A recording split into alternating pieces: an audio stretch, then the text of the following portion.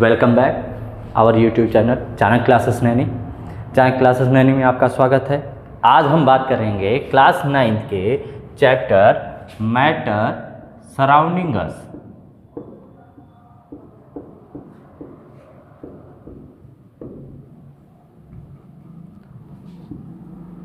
अब यहाँ पे हमें एक बात समझनी पड़ेगी कि मैटर क्या होता है। अब मैटर का मतलब, जो वास्तविक मतलब निकाला जाता है वो ये निकाला जाता है कि जब कोई भी ऑब्जेक्ट कहीं पे रखा जाए तो उसके पास कोई एक ऐसी एबिलिटी हो जिसकी वजह से उसके पास मास हो या उसके पास क्या हो, स्पेस ऑक्यूपाई एबिलिटी हो। कहने का मतलब है कि जब किसी ऑब्जेक्ट को किसी भी प्लेस पर रखा जाता है तो उसके पास एबिलिटी होती है मास कंटेन करने की, और जहाँ पे ये रखा जाए उतना वो एरिया गेन कर ले, तो इसी को हम क्या बोलते हैं, मैटर। अब मैटर हमारे सराउंडिंग में, अब हमारे सराउंडिंग में कैसे मैटर होते हैं, प्योर हैं या इम्प्योर हैं, तो ये जो कंप्लीट टॉपिक है वो किस पे है, मैटर सराउंडिंग अस प्योर। कहने का मतलब क्या है कि कोई भी मैटर है वो प्योर है या इम्प्योर। हम प्योर किसे कहते हैं, प्योरिटी का मतलब क्या होता है, इन सब की बात करेंगे। तो सबसे पहला कॉन्सेप्ट हमारा क्या आता है, मैटर। तो मैटर क्या होता है, that object which have ability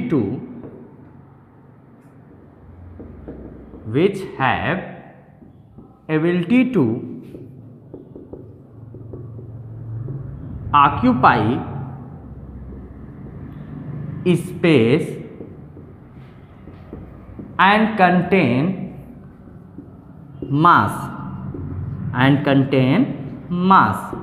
क्या है कि जिसके पास स्पेस ऑक्यूपाई करने की एबिलिटी है, यानी कहीं पे अगर इसे रख दिया जाए तो वो स्थान घेर ले, और जिसके पास क्या हो, मास हो, भार हो। भाई जैसे हमने ये अपने हाथ को यहाँ रख दिया तो हमारे हाथ ने इतने प्लेस को कवर कर लिया, तो जितना भी प्लेस किसी भी ऑब्जेक्ट द्वारा कवर किया जाएगा उसी स्पेस को हम लोग क्या बोलते हैं, ऑक्यूपाई स्पेस। और जो ऑब्जेक्ट रखा जाए उसको अगर हम वेट करें तो उसका कुछ ना कुछ मास आएगा, वेट आएगा, और उसी कंटेंट को हम लोग क्या बोलते हैं, मैटर।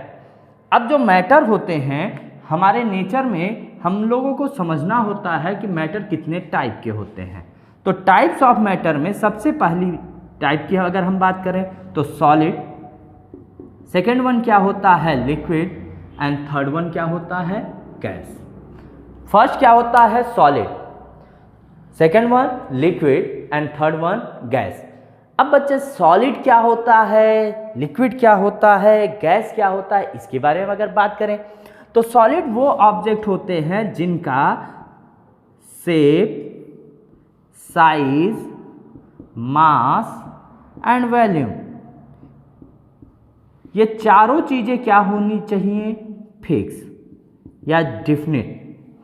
लिक्विड में क्या होता है, शेप और साइज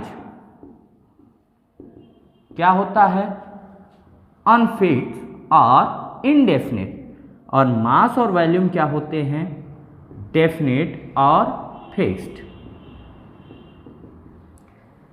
अगर हम गैस की बात करें तो गैस में shape, size, mass and volume, ये चारों चीजें क्या होती हैं, अनफिक्स। ये चारों चीजें क्या होती हैं, अनफिक्स। अब कहने का मतलब क्या है ये समझिए। जैसे अगर कोई भी ऑब्जेक्ट होते हैं, अगर उनका शेप, जैसे ये मार्कर है तो मार्कर का एक शेप फिक्स होता है, और अगर ये शेप फिक्स हो तो फिक्स शेप हो रहा है। अब अगर हम इसी कंपनी के कितने भी मार्कर लें, अगर वैकेंट मार्कर हों, अगर उनका हम वेट करेंगे तो उनका वेट भी नियर अबाउट सेम आएगा।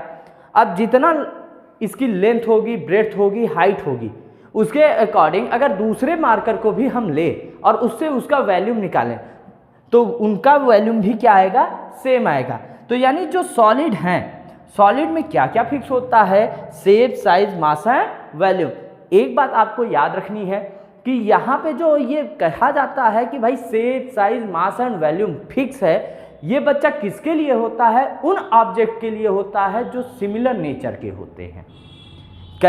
अब जैसे अगर हमने 1 kg आयरन लिया और 1 kg हमने कॉटन लिया, तो भाई आयरन का वेट और कॉटन का वेट तो सेम है, लेकिन अगर दोनों को एक साथ रखा जाए तो आयरन का जो शेप साइज होता है वो बहुत छोटा हो जाता है और कॉटन बहुत एक्सपेंडेड हो जाता है।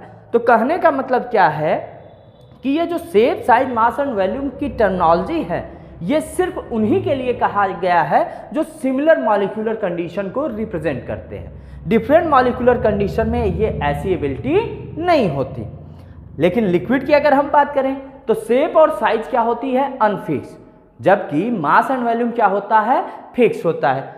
अब भाई शेप एंड साइज अनफिक्स कहने का मतलब है कि भाई अगर जैसे आपके पास 1 लीटर वाटर है, अब 1 लीटर पानी को ही आप किस में, आप ड्रम में डाल दो, आप बकेट में डाल दो, आप जग में डाल दो, आप बॉटल में डाल दो, तो ये जहां आप डालेंगे तो उसके अकॉर्डिंग वो अपने शेप को चेंज कर लेता है। अगर वो अपने शेप को चेंज कर रहा है तो उसका शेप और साइज क्या है? अनफिक्स। लेकिन अगर आप यहीं पे 1 लीटर ही की बात कर रहे हो तो 1 लीटर जो वॉल्यूम है वाटर का, वो उसका शेप साइज तो अनफिक्स है, लेकिन आप जितना भी पानी डाल रहे हो वो तो 1 लीटर फिक्स है। कहने का मतलब है कि वॉल्यूम इसका तो हमेशा हमें क्या मानना पड़ेगा? फिक्स। शेप और साइज क्या रखनी पड़ेगी? अनफिक्स। लेकिन अगर यही कंटेंट की बात करें हम गैस के लिए, तो गैस में shape, size, mass and volume, ये चारों चीजें क्या होती हैं? अनफिक्स्ड। ये बात क्लियर? अब यहां पे हमें जो छोटी सी बात करनी है कि भाई सॉलिड के पार्टिकल, लिक्विड के पार्टिकल, गैस के पार्टिकल का रेंज क्या होता है, उनकी डिस्टेंस क्या होती है, उनके बीच फोर्स क्या लगता है, इनकी बात करते हैं। ठीक, अब देखिए, अभी तक हमने बात किया सॉलिड, लिक्विड, गैस की थोड़े से कंडीशन के बारे में। अब कुछ बातें करते हैं कि जैसे ये सॉलिड है तो सॉलिड का 1 पार्टिकल यहां रख दिया हमने, लिक्विड का 1 पार्टिकल और गैस का 1 पार्टिकल। लेकिन अगर सॉलिड है तो सॉलिड के पार्टिकल में जो क्लोजिंग पैटर्न होगा वो बहुत कम होगा। कहने का मतलब है कि ये बहुत पास पास होते हैं। लिक्विड में थोड़े डिस्टेंस पे होंगे और गैस में बहुत ज़्यादा डिस्टेंस पे होंगे। अब जब बच्चा इनके डिस्टेंस की बात करते हैं तो ये जो डिस्टेंस होते हैं, इस डिस्टेंस को क्या बोला जाता है? Intramolecular space. क्या बोला जाता है? Intramolecular space.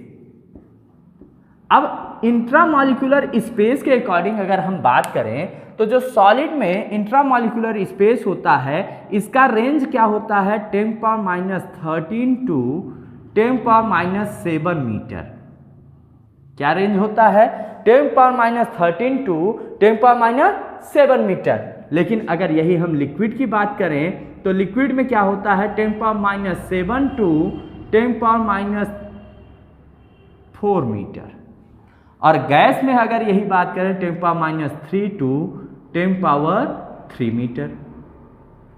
अब समझना है आपको, कहा यह जा रहा है कि जो भी सॉलिड के पार्टिकल हैं वो बहुत पास पास हैं, लिक्विड के पार्टिकल थोड़े दूर है और गैस के पार्टिकल बहुत ज़्यादा दूर है। जैसे ये हमारा हैंड है, अगर हमारा हैंड बहुत क्लोजली है तो ये सॉलिड, थोड़े से डिस्टेंस पे है तो ये लिक्विड, और अगर दूर हो गए तो ये गैस। कहने का मतलब है कि अगर आप यहाँ पे अपने हैंड को स्प्रेड करते हो, इसके बाद यहाँ से इस पाम पे अगर आप फोर्स लगाते हो तो ये फोर्स क्या होता है? बहुत कम होता है, लेकिन डिस्टेंस क्या है? बहुत ज़्यादा। लिक्विड में इस पे आपका फोर्स लगेगा लेकिन उतना फोर्स नहीं लग पाएगा जितना दोनों पाम के बीच लगना चाहिए। लेकिन अगर यही सॉलिड है तो यहाँ पे फोर्स बहुत ज़्यादा हाई होता है। तो कहने का मतलब क्या है कि जो सॉलिड होते हैं, सॉलिड में इंट्रामॉलिक्यूलर स्पेस क्या होता है? बहुत कम। लिक्विड में मॉडरेट और गैस में क्या होता है? बहुत हाई। तो यहाँ पे अगर स्पेस की बात करें तो ये क्या होगा? लो, ये क्या होगा? मॉडरेट, और ये क्या होगा? हाई। ये बात क्लियर? लेकिन अगर यहीं पे हम इसके इंट्रामॉलिक्यूलर फोर्स की बात करें इंट्रामॉलिक्यूलर फोर्स। तो बच्चा एक बात याद रखना कि जिसके बीच जितना स्पेस कम होगा उसके बीच ही फोर्स उतना ही हाई होगा, यानी फोर्स हाई डिस्टेंस कम, डिस्टेंस हाई फोर्स कम। तो कहने का मतलब क्या है कि सॉलिड में इंट्रामॉलिक्यूलर फोर्स क्या होगा, हाई, लिक्विड में क्या होगा, मॉडरेट, और गैस में क्या होगा, लो। ये बात clear?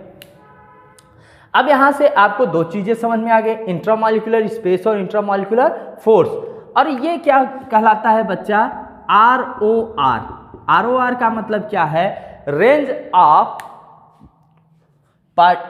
Of particle with high resolution. कहने का मतलब है कि कुछ लोग इसे ROP भी कह देते हैं, रेंज ऑफ पार्टिकल भी, लेकिन ROR इसलिए कहा जाता है ताकि हम इसे आसानी से समझ सकें। तो यहां पे आपको तीन चीजें समझ में आ जानी चाहिए, intramolecular space, range of particle, intramolecular force.